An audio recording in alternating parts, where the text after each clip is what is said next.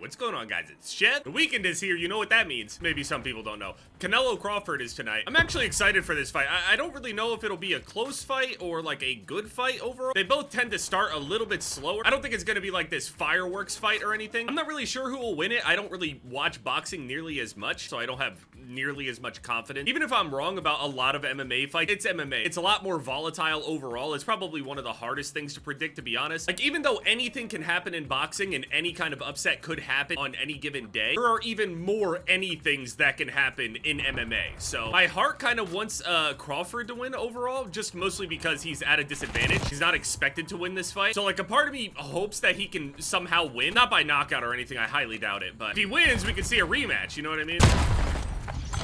Oh, I got gold. I forget what the challenge is for the other one. Ghost of Hope ended up putting out a tweet. Take this with a very, very big grain of salt. Says so himself, and as you know, Ghost of Hope generally hits on everything. I mean, things can change over time, and things could just not happen. Ghost of Hope says that Treyarch is pushing to get rid of disbanding lobbies. Now, from what I'm understand, if Treyarch are the ones that are, quote, pushing to get rid of the disbanding lobbies thing, I assume that disbanding lobbies or non-disbanding lobbies as part of that design for the matchmaking system is skill-based and engagement-based. It's assumed that the retention system is something that is more imposed by Activision overall. It helps their numbers out. It helps with all of the investor calls and all that stuff to make their numbers look nice and strong. Yeah, it just makes a lot of sense. Just seeing how the matchmaking doesn't change whatsoever in between all the Call of Duties in terms of skill-based matchmaking or engagement-based matchmaking. Whether you're playing a Sledgehammer game, a Treyarch game, all of them have that same feeling where when you do well, be prepared to play a harder match next.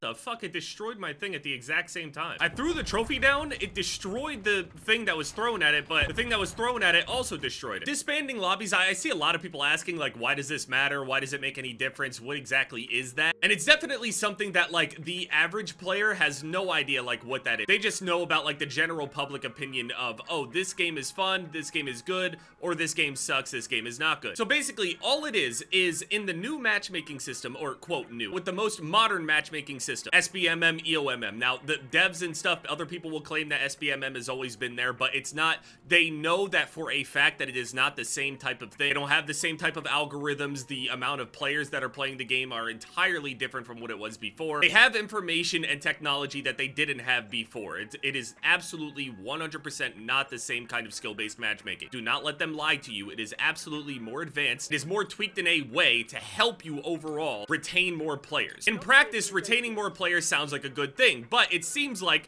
we have a bit of fatigue going on now. So the result overall from this entire system, the point is, the main reason that it's an issue is not because good players won't be able to get gameplays to be able to post on YouTube. It's not that.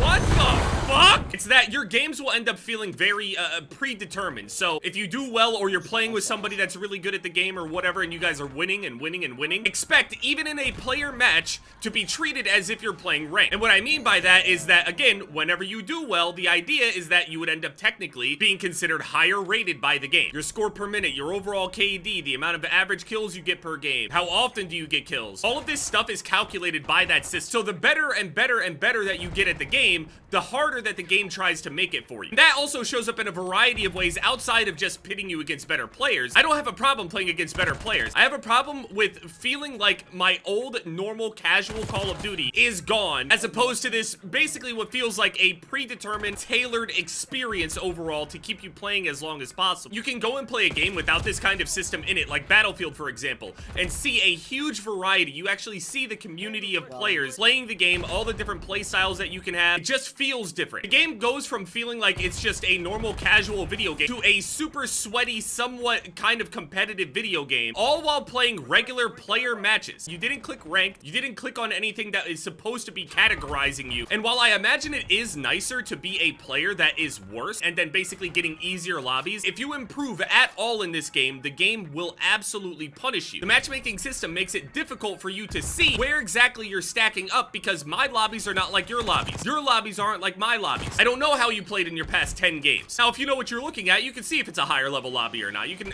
just see it. Again, go and play any other just casual shooter out there, Battlefield, whatever. You get on those, it is a night and day difference. Now, they've been able to excuse it because it does work. It does seem to retain more players. The thing is, the player count is still going down now. So now there's maybe a possibility that they'll be taking a look over at it again. They're going to be making tweaks to that system because obviously looking at the player counts, the players are not being retained anymore. They're taking a look at it and seeing if maybe if they make it so you can stay in a consistent lobby, the matches won't be as tailored. You can stay inside of a lobby. Now right there, when that game ended, it calculated it into the system. Now the system is telling me, okay, this guy placed whatever position on his team. This is his score per minute. Do we push his rating up or push his rating down? And then whatever my rating is, whether it goes up or down, whenever the next time I go and queue that next match, it'll reflect that new score that I have. Now, if we got rid of disbanding lobbies where it didn't pull me out immediately and then immediately calculate, now what happens is that we can stay in that lobby and say we have a really, really good game. But if we stay in that lobby, the system is not going to recalibrate and re-rate us. At least in theory anyway. I obviously don't know how it works entirely, but that's the idea. The idea is that the lobby will be able to kind of evolve itself. So you go in, you have a good game, you play it out, everybody in that lobby seems to have a decent time, so everybody decides to stay. That's 2 games in a row now where you're likely going to be able to do well without it immediately recalculating. Now, it also can be based off of multiple games, not just your last game, but trying to simplify it anyway for everybody. That's generally how it works. Now, if we stay in that lobby and the system isn't recalibrating us and say everybody in that lobby decides to stay, we could just rematch that same match just on a different map. And it also gives people time to adjust and get used to other people's play. The lobby always feels like it's evolving. That's how it felt before. And that's something you will notice still, even if you were to go and play a game that has no skill-based matchmaking. If you stayed in the same lobby or played against the same people, you guys start adjusting to each other. You get used to it. It feels like that lobby is evolving. Now, with a player being very aware of exactly what's happening here, it kind of has this fatigue built in with it, where every single time that I do really well, I know that my next game is going to be harder and harder and harder. This is after selecting casual matches, by the way, not ranked, and it becomes more tiring. It's as if, like, when you're working out, you're doing like a pyramid style of working out where you go up in weight each and every single time that you're doing reps over and over and over again. It'll just start blowing you out faster and faster and faster. Mentally and somewhat physically, because you have to perform harder and harder, it becomes more exhausting more quickly, at least for anybody that's improving at the game. So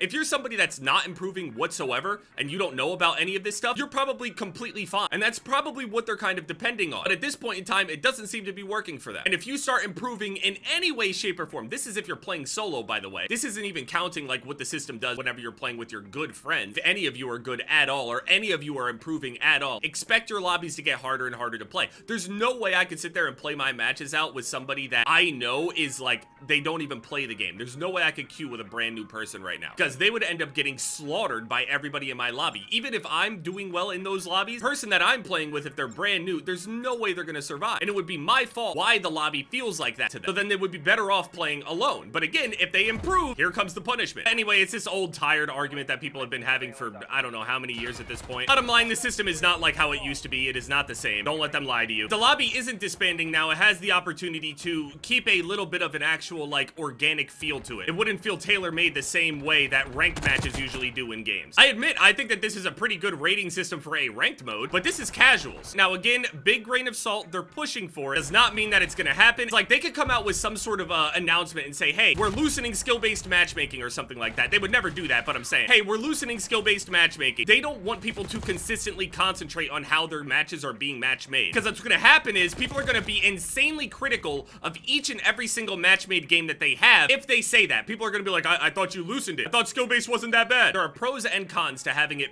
either way, but I'm not gonna go in depth about the entire thing. This whole conversation has been done a million times. That was just for anybody that has no idea what we're talking about. Anyway, if they do that, cool. It's one step closer to more organic lobbies, and I think I could get with that. Not to mention that the game encourages you to go and use and do different things with different weapons, that as you get better at the game, you have to use more and more meta stuff because everybody else is using meta stuff, trying to win and do well and all that shit. Everybody feels that, which heightens the level of play overall, which lowers the amount of variety in all of the weapons and stuff that you see. Anyway, Canelo Crawford, I want Crawford to win mostly because I want a rematch. Now, it's possible to get the rematch with Canelo winning. I'm hoping that it's a good fight.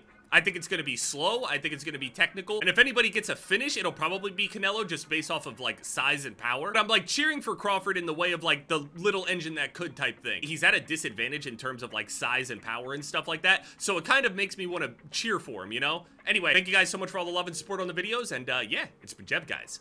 Later.